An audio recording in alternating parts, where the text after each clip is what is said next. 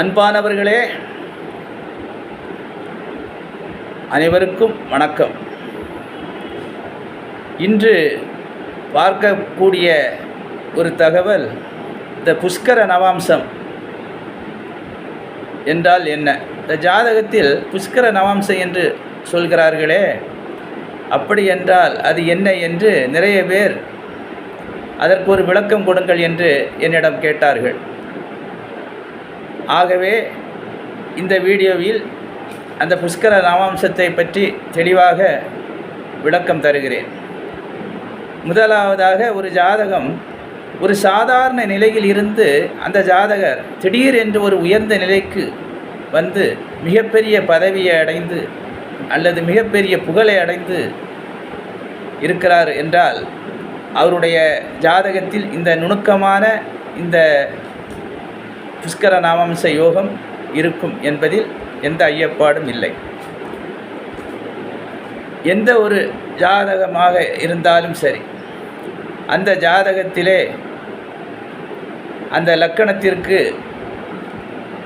யோகமான கிரகங்களாக அந்த கிரகங்கள் அமைந்து ஒரு நல்ல நிலையில் இந்த புஷ்கர நவாம்ச பாதத்தில் அமைந்துவிட்டால் நிச்சயமாக அவர்களுக்கு அந்த தசாபுத்தி காலங்களில் ஒரு நல்ல யோகத்தை அது வழங்குகிறது. இனி இந்த புஷ்கர நவாம்சம் எவ்வாறு கணக்கிடப்படுகிறது என்பதை நாம் இப்பொழுது பார்க்கலாம். நவக்கிரகங்கள் 9, 27 நட்சத்திரங்கள். இந்த 27 நட்சத்திரங்களில் ஒரு நட்சத்திரத்திற்கு 4 பாதங்கள். இப்படி 27 நட்சத்திரங்களுக்கு 108 பாதங்கள். இந்த 108 பாதங்களில் 24 பாதங்கள் மட்டும் இந்த புஷ்கர நவாம்சத்தில் இடம்பெறுகிறது. அதுபோல் இந்த நவக்கிரகங்களில் கேது, செவ்வாய், புதன் இந்த 3 கிரகங்களும் இந்த புஷ்கர நவாம்சத்தில் இடம் பெறவில்லை. அதாவது கேதுவுடைய நட்சத்திரமான அஸ்வினி மக மூலம், செவ்வாயுடைய நட்சத்திரமான மிருகசீரிடம், சித்திரம், அவிட்டம், புதனுடைய நட்சத்திரமான ஆயில்யம், கேட்டை, ரேவதி இந்த 9 நட்சத்திரங்களும் இந்த புஷ்கர நவாம்சத்தில் இடம்பெறுவது இல்லை. மற்ற 6 கிரகங்களுடைய நட்சத்திர பாதங்களில் ஒரு சில பாதங்கள் இந்த புஷ்கர நவாம்சத்தில் இடம்பெறுகிறது. அவை என்னவென்று பார்ப்போம்.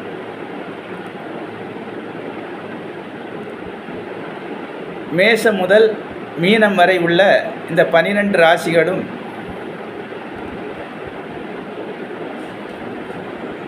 நெருப்பு, நிலம், காற்று, நீர் என்று வரிசையாக பிரித்து கொடுக்கப்பட்டிருக்கிறது.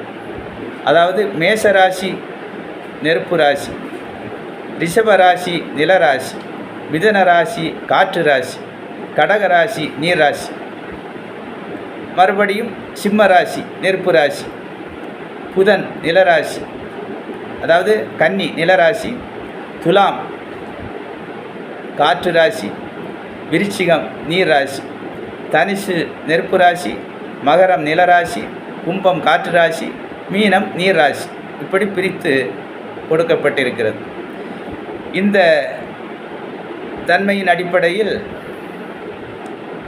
நெருப்பு ராசியான மேஷம், சிம்மம், தனுசு இந்த 3 ராசிகளில் அமையும் நட்சத்திர பாதங்கள் 7, 9 இந்த பாதங்கள் இந்த புஷ்கர நவாம்சத்தில் இடம்பெறும். நிலராசியான ரிஷபம், கன்னி, மகரம் இந்த நிலராசிகளில் 3ஆம் பாதமும் 5ஆம் பாதமும் இந்த புஷ்கர நவாம்சத்தில் இடம்பெறும். அதுபோல் காற்று ராசியான மிதுனம், துலாம், கும்பம் இவற்றில் 6வது பாதமும் 8வது பாதமும் இந்த புஷ்கர நவாம்சத்தில் இடம்பெறும்.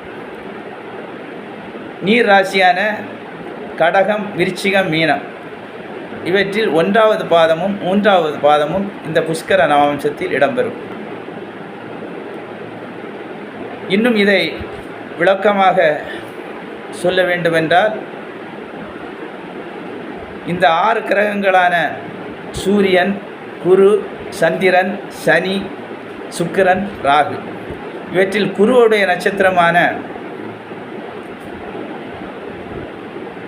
நட்சத்திரமான புனர்பூசம், விசாகம், பூரட்டாதி இவற்றின் 2வது பாதமும் 4வது பாதமும் இந்த புஷ்கர நவாம்சத்தில் இடம்பெறும்.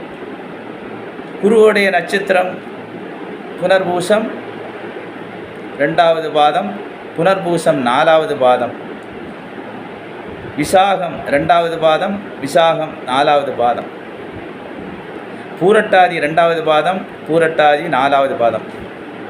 இது புஷ்கர நவாம்சத்தில் இடம்பெறும். அதுபோல் சூரியனுடைய நட்சத்திரம் கிருத்திகை, உத்திரம், உத்திராடம். இந்த 3 நட்சத்திரங்களில் கிருத்திகையுடைய 1வது பாதமும் கிருத்திகையின் 4வது பாதமும், உத்திரத்தில் 1வது பாதமும் உத்திரத்தின் 4வது பாதமும், உத்திராடத்தில் 1வது பாதமும் உத்திராடத்தின் 4வது பாதமும் இந்த புஷ்கர நவாம்சத்தில் இடம்பெறும். அடுத்து சந்திரனுடைய நட்சத்திரம் 2வது பாதம் மட்டும் இந்த புஷ்கர நவாம்சத்தில் இடம்பெறும். சந்திரனுடைய நட்சத்திரங்கள் எவை? ரோகிணி, அஸ்தம், திருவோணம். அப்போ ரோகிணி 2வது பாதம், அஸ்தம் 2வது பாதம், திருவோணம் 2வது பாதம். இந்த புஷ்கர நவாம்சத்தில் அது இடம்பெறும். அதுபோல் சுக்கிரனுடைய நட்சத்திரம் 3வது பாதம் மட்டும் அதில் இடம்பெறும். சுக்கிரனுடைய நட்சத்திரங்கள் என்ன? பரணி, பூரம், பூராடம். அப்போ பரணி, பூரம், பூராடம் இந்த நட்சத்திரங்களில் 3வது பாதம் மட்டும் இந்த புஷ்கர நவாம்சத்தில் இடம்பெறும். சனியுடைய நட்சத்திரமான பூசம், அனுசம், உத்திரட்டாதி இவற்றில் 2ஆம் பாதம் மட்டும் இடம்பெறும். பூசம், அனுசம், உத்திரட்டாதியுடைய 2வது பாதம் மட்டும் இந்த புஷ்கர நவாம்சத்தில் இடம்பெறும். அதுபோல் ராகுவுடைய நட்சத்திரத்தில் 4வது பாதம் மட்டும் இடம்பெறும். ராகுவுடைய நட்சத்திரமான திருவாதிரை, சுவாதி, சதயம் இவற்றின் 4வது பாதம் மட்டும் இந்த புஷ்கர நவாம்சத்தில் இடம்பெறும். இதை நீங்கள் தெளிவாக மனதில் நிறுத்தி கொண்டால் அந்த புஷ்கர நவாம்சம் உங்களுடைய ஜாதகத்திலும் இந்த யோகம் இருக்கிறதா என்பதை நீங்கள் பார்த்து கொள்ளலாம். அதனுடைய தசாபுத்தி வரக்கூடிய காலங்களில் நிச்சயமாக அது ஒரு உயர்வை நமக்கு தருகிறது. பொதுவாக லக்கணத்திற்கு 3, 6, 8, 12 கிரகங்கள் அமைந்து அந்த கிரகங்கள் புஷ்கர நவாம்ச பாதத்தில் இருந்தால் அந்த திசை நடத்தும் காலங்களில் நன்மைகள் மிக அளவு எதிர்பார்க்க முடியாது என்பதையும் தெரிவித்து கொண்டு இன்னொரு காணொளியில் இன்னும் நல்ல அரிய தகவல்களை உங்களுக்கு தெரிவிக்கிறேன். வணக்கம்.